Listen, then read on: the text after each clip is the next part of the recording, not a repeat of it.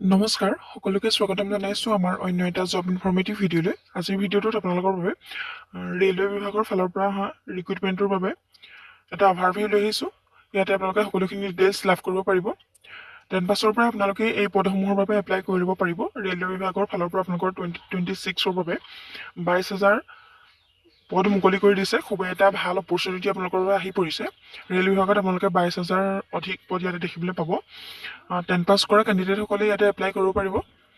আৰু আপোনালোকৰ বাবে ইয়াতে কেনেধৰণৰ এপ্লিকেশ্যন ফিজ দিব লাগিব, কেনেদৰে আপোনালোকে এপ্লাই কৰিব লাগিব আৰু কি এলিজিবিলিটি লাগিব, সকলোখিনি ডিটেইলছ আমি আলোচনা কৰিছোঁ এই ভিডিঅ'টোতে। গতিকে ভিডিঅ'টো শেষলৈকে চাই থাকক। এই ভিডিঅ'টো যদি আপোনালোকে শেষলৈকে চাই থাকে মনোযোগ দি, তেনেহ'লে আপোনালোকে অন্য এটা ভিডিঅ' চোৱাৰ কোনো প্ৰয়োজন নাথাকিব। গতিকে ভিডিঅ'টো ভালদৰে স্ক্ৰিপ্ট নকৰাকৈ শেষলৈকে চাই থাকক। আৰু যদি আমাৰ চেনেলটোলৈ প্ৰথমবাৰৰ বাবে ভিজিট কৰিছে, তেনেহ'লে চেনেলটো ছাবস্ক্ৰাইব কৰি ৰাখিব এনেধৰণৰ জব ইনফৰ্মেটিভ ভিডিঅ'সমূহৰ নটিফিকেশ্যন প্ৰতিদিনে লাভ কৰিবলৈ। তেনেহ'লে আহক আমি দেৰি নকৰি ভিডিঅ'টো আৰম্ভ কৰোঁ আৰু RRBৰ এই ৰিক্ৰুইটমেণ্টৰ বিষয়ে সকলোখিনি ডিটেইলছ জানি লওঁ। RRB group D new recruitment 2026 notification out 22,000 post apply online. আপোনালোকে অনলাইন মাধ্যমেৰে এই পদকেইটাৰ বাবে এপ্লাই কৰিব লাগিব। আমি সকলোখিনি ডিটেইলছ আলোচনা কৰিছোঁ, গতিকে ভিডিঅ'টো শেষলৈকে চাই থাকক। অৰ্গেনাইজেশ্যন নেম দিয়া হৈছে ৰেলৱে ৰিক্ৰুইটমেণ্ট বৰ্ড বা RRB। এপ্লাই প্ৰচেছটো আপোনালোকৰ ইয়াতে অনলাইন থাকিব। অনলাইন মাধ্যমেৰে আপোনালোকে এপ্লাই কৰিব লাগিব। আৰু এপ্লাই লাষ্ট ডেট ইয়াতে দিয়া হৈছে 20 ফেব্ৰুৱাৰী 2026। আপোনালোকে ফেব্ৰুৱাৰীৰ 20 তাৰিখলৈকে এই পদকেইটাৰ বাবে এপ্লাই কৰি থাকিব পাৰিব। বহুখিনি ডেট আছে, আপোনালোকে সোনকালে এই পদকেইটাৰ বাবে এপ্লাই কৰিব পাৰিব। আৰু টোটেল পোষ্ট ইয়াতে 22,000 পোষ্ট দিয়া হৈছে। ভেৰিয়াছ পোষ্ট ইয়াতে মুকলি হৈছে আপোনালোকৰ বাবে। খুব এটা ভাল সুযোগ আহি পৰিছে RRBৰ ফালৰ পৰা। আৰু পোষ্ট নেম হৈছে গ্ৰুপ ডি। আৰু ইয়াতে আপোনালোকে চেলাৰী থাকিব 18,000 পাৰ মান্থ। আৰু job location all India. Official website দিয়া হৈছে। ইয়াতে আপোনালোকে যদি নিজে ডেস্কটপ আছে কৰি ল'ব পাৰিব, আৰু যদি আপোনালোকে নিজে নোৱাৰে তেনেহ'লে অনলাইন দোকানত গৈ আপোনালোকে এপ্লাই কৰি ল'ব পাৰিব। ইম্পৰ্টেণ্ট ডেটছৰ কথা কোৱা হৈছে। অফিচিয়েল নটিফিকেশ্যন ৰিলিজৰ ডেট দিয়া হৈছে আপোনালোকৰ 23 ডিচেম্বৰ 2025 নটিফিকেশ্যন আউট হৈছিলে। 23 ডিচেম্বৰ তাৰিখে নটিফিকেশ্যন আউট কৰি দিছে। আৰু এপ্লিকেশ্যন ষ্টাৰ্ট ডেট হৈছে 21 জানুৱাৰী 2026। আপোনালোকে জানুৱাৰী 21 তাৰিখৰ পৰা ইয়াৰ বাবে অনলাইন এপ্লাই কৰিব পাৰিব। আৰু এপ্লিকেশ্যনৰ লাষ্ট ডেট পোৱা হৈছে আপোনালোকে 20 ফেব্ৰুৱাৰী 2026লৈকে আপোনালোকে এই পদকেইটাৰ বাবে এপ্লাই কৰি থাকিব পাৰিব। আৰু ফৰ্ম কাৰেকশ্যন উইণ্ড' আৰু এক্সাম ডেট এতিয়ালৈকে আপোনালোকৰ উল্লেখ কৰা নাই। অতি সোনকালে আপোনালোকৰ এই ডেটকেইটাও আপডেট দিব ইয়াতে।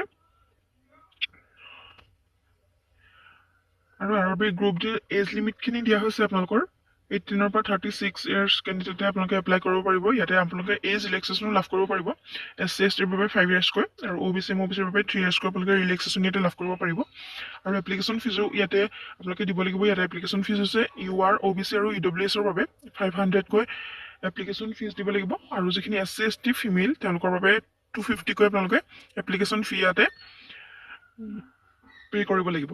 এইখিনি আছিলে এপ্লিকেশ্যন ফি। আৰু ইয়াৰ পাছত আপোনালোকৰ পোষ্ট নেম হৈছে গ্ৰুপ ডি, ভেকেঞ্চি 22,000 পোষ্ট। আপোনালোকে ইয়াতে কোৱালিফিকেশ্যন 10th পাছ আৰু ITI হ'লে আপোনালোকে ইয়াতে এপ্লাই কৰিব পাৰিব।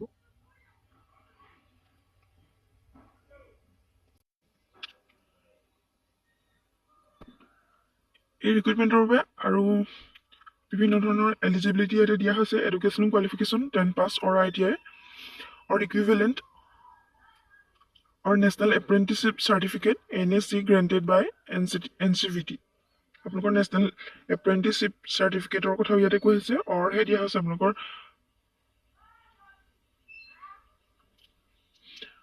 আৰু ইয়াৰ পাছতে চিলেকশ্যন প্ৰচেছৰ কথা কোৱা হৈছে। আপোনালোকৰ প্ৰথমতে কম্পিউটাৰ বেছ টেষ্ট হ'ব CBT।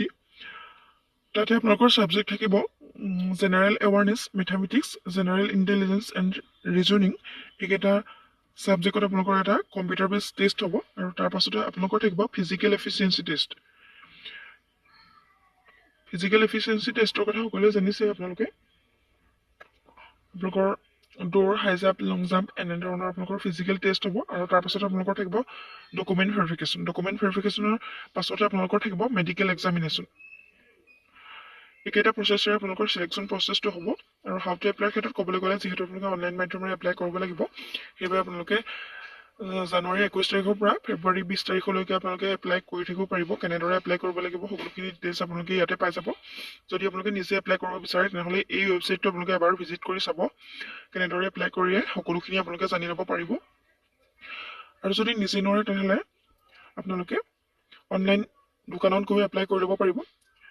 আমি সকলোখিনি ডিটেইলছ জনাবলৈ চেষ্টা কৰিছোঁ। যদি আপোনালোকে অধিক তথ্য জানিব বিচাৰে তেনেহ'লে আপোনালোকে এডভাৰটাইজমেণ্টৰ যিটো অফিচিয়েল ৱেবছাইট আছে তাতে গৈ আপোনালোকে এডভাৰটাইজমেণ্টটো এবাৰ ৰিড কৰি চাব পাৰে। আৰু যোনসকলে এপ্লাই কৰিব বিচাৰে তেওঁলোকৰ বাবে আমি ডেছক্ৰিপশ্যন বক্সত এপ্লাই লিংক দি দিম, তাতে গৈ আপোনালোকে এপ্লাই কৰি দিব পাৰিব। ভিডিঅ'টো ইমানেই আছিলে। যদি ভিডিঅ'টো ভাল লাগে এটা লাইক কৰিবলৈ নাপাহৰিব। আৰু চেনেলটো প্ৰথমবাৰৰ বাবে সকলে চেনেলটো ছাবস্ক্ৰাইব কৰি ৰাখিব এনেধৰণৰ জব ইনফৰ্মেটিভ ভিডিঅ'সমূহৰ নটিফিকেশ্যন প্ৰতিদিনে লাভ কৰিবলৈ। আৰু ভিডিঅ'টো শেষলৈকে চাই থকাৰ বাবে বহুত বহুত ধন্যবাদ।